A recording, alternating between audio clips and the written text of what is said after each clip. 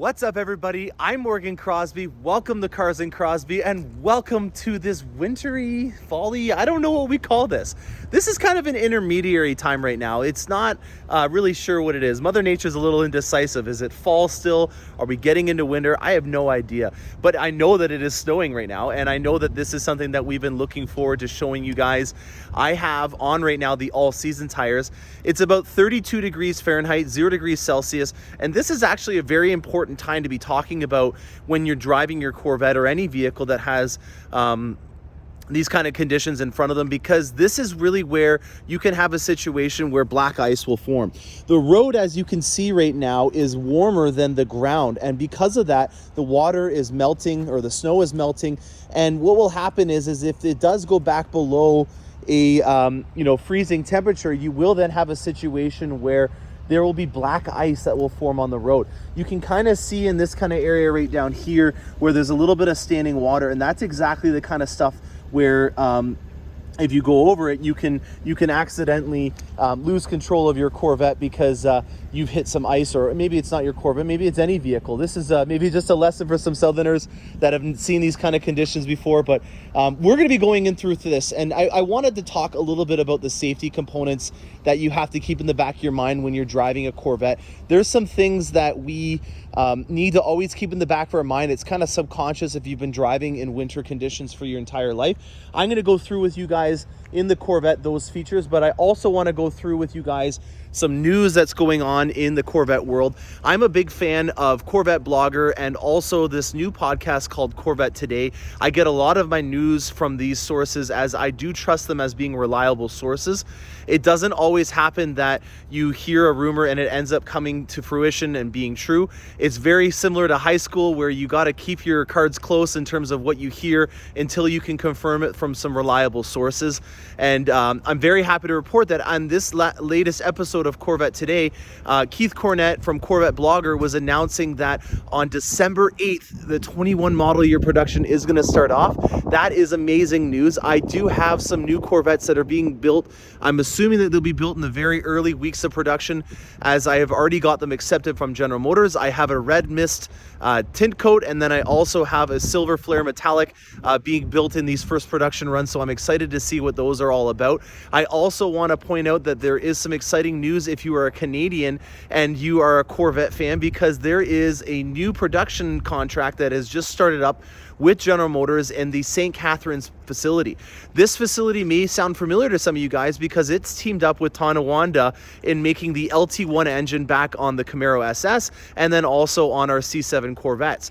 There is news that there's a new transmission that's being built at this facility, and luckily for me, it's 2 hours away. I do have some clients that I've sold vehicles to over the years, so I'm going to be working through the grapevines to try to find out if there's anything that I can find about this new Corvette transmission that's starting up there. So I hope you guys enjoy this content so far. Let's get inside the Corvette and see what this thing's like in the snow.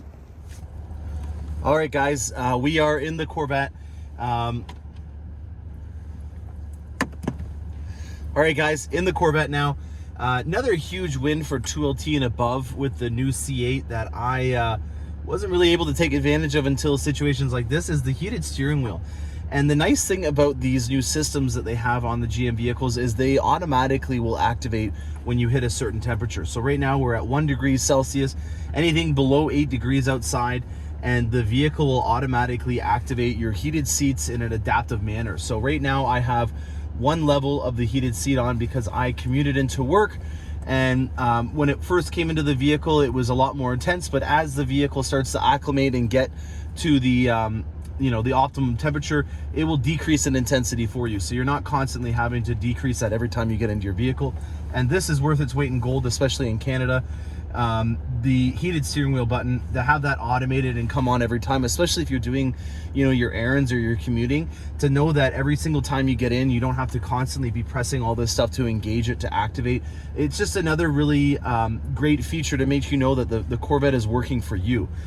It's kind of still weird for me to be thinking about driving my Corvette in the winter kind of conditions, there are some things that I've been taking into serious consideration, and the main one has to do with people that are behind me. Already, when you have a Corvette, you should know that you really don't have the ability to rely on them to be able to stop as fast as you can. Your brakes are a lot better than most vehicles' brakes are on the road, so you should always be in the back of your mind considerate that they may not be able to stop as fast as you if there is someone behind you. I know that I've talked about this a couple of times, but I want to bring one more safety feature into this.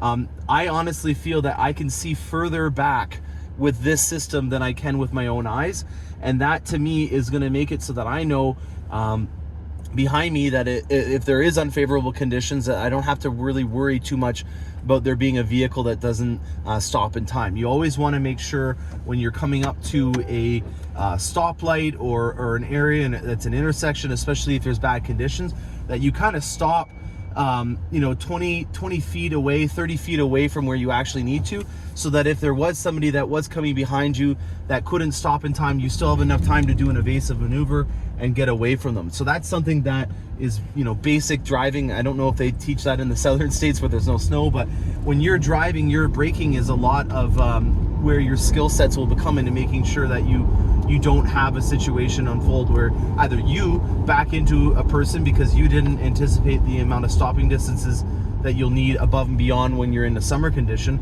and also to look behind you to make sure that if there is somebody that you feel is not going to be able to stop in time, that you still have an exit strategy to be able to get out of the way if that was the case. So we're going to do a little bit more of the driving once there's a little bit more intense conditions on the road.